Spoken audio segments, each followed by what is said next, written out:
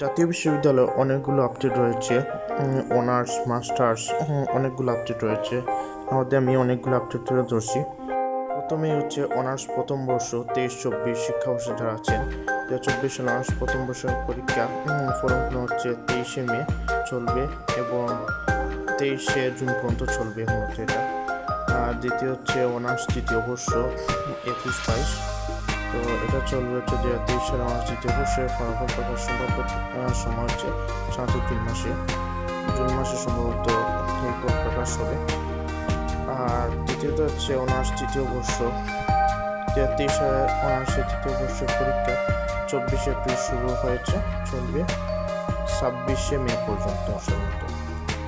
আর honours চতুর্থ বর্ষ 2023 সালে অনার্স চতুর্থ বর্ষের পরীক্ষার সময় হচ্ছে 7 থেকে 20শে মে পর্যন্ত বৃদ্ধি করা হচ্ছে এবং পরীক্ষা শুরু হবে সাধারণত 8ই জুলাই থেকে।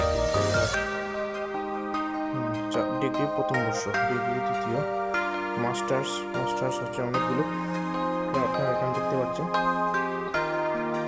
ডিগ্রি প্রথম বর্ষ 2023 সালের প্রথম বর্ষ পরীক্ষার ফলাফল সম্ভাব্য ফলাফল হচ্ছে জুনের প্রথম সপ্তাহে সম্ভবত দিয়ে দিবে।